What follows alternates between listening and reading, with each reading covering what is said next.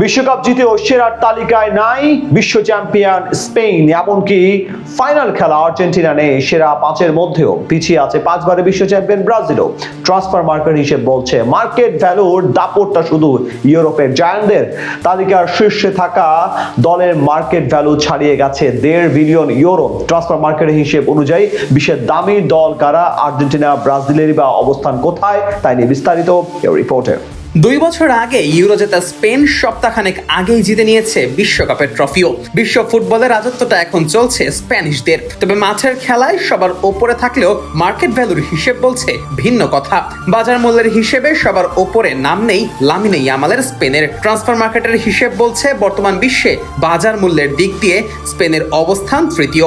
এমনকি এই তালিকায় সেরা 5-এ জায়গা হয়নি বিশ্বকাপের ফাইনালিস্ট আর্জেন্টিনারও। কোপার চ্যাম্পিয়ন হওয়া আকাশী নীল টানা দ্বিতীয়বারের মতো বিশ্বকাপের ফাইনালে উঠেছে ঠিকই, তবে তাতেও বাজার মূল্যের সেরা 5-এ নেই আকাশী নীলরা। এমনকি ব্রাজিলের অবস্থানও হয়নি সেরা 5-এ। ট্রান্সফার মার্কেটের হিসেব অনুযায়ী বাজার মূল্যে জাতীয় দলগুলোর মধ্যে সবচেয়ে দামি স্কোয়াড ফ্রান্সের। তাদের বর্তমান স্কোয়াডের মোট বাজার মূল্য 1.59 বিলিয়ন ইউরো। ফরাসিদের মধ্যে সর্বোচ্চ 200 মিলিয়ন ইউরো বাজার মূল্য রয়েছে এমবাপ্পের। 170 মিলিয়ন ইউরো নিয়ে অলিসের অবস্থান দ্বিতীয়তে। এছাড়াও 100 মিলিয়নের বেশি বাজার মূল্য রয়েছে আরো 3 খেলোয়াড়ের। সবচেয়ে দামি স্কোয়াডের তালিকায় দ্বিতীয় অবস্থানে রয়েছে ইংল্যান্ড। তাদের স্কোয়াডের মোট মূল্য 1.47 বিলিয়ন ইউরো। ইংলিশদের মোট 5 ফুটবলারের বাজার মূল্য 100 মিলিয়ন ইউরোরও বেশি, যার মধ্যে সর্বোচ্চ 60 মিলিয়ন ইউরো জুড বেলিংহামের। এরপরই রয়েছেন ডেক্লান রাইস, বুকায়ো সাকার মতো তারকারা। তৃতীয় স্থানে থাকা স্পেনের বাজার মূল্য 1.29 বিলিয়ন ইউরো। দলটির এক বিশ্বকাপ জয়ী তারকা লামিনে ইয়ামালের বাজার মূল্যই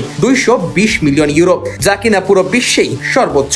এছাড়াও পেদ্রি ও পাউ কুবার্সির বাজার মূল্য 100 মিলিয়ন ইউরো কিংবা তার বেশি। বাজার মূল্যের এই হিসেবে 4-এ আছে পর্তুগালের অবস্থান। তাদের স্কোয়াডের মোট মূল্য 1.03 বিলিয়ন ইউরো। তবে এত দামি স্কোয়াড থাকা সত্ত্বেও বিশ্বকাপের রাউন্ড অফ 16 থেকে বিদায় নিতে হয়েছে ক্রিস্টিয়ানো রোনালদোর পর্তুগালকে। দলের সবচেয়ে বড় তারকা রোনালদোর মার্কেট ভ্যালুও কমতে কমতে নেমে গেছে 10 মিলিয়নে।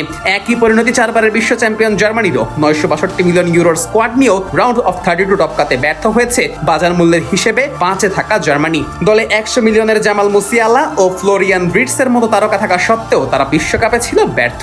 সবচেয়ে বড় চমক অবশ্য লাতিনের 2 পরাশক্তি ব্রাজিল ও আর্জেন্টিনার অবস্থান। 5বারের বিশ্ব চ্যাম্পিয়ন ব্রাজিল বাজার মূল্যের হিসেবে রয়েছে 6 নম্বরে। দলটির মোট বাজার মূল্য 928.2 মিলিয়ন ইউরো।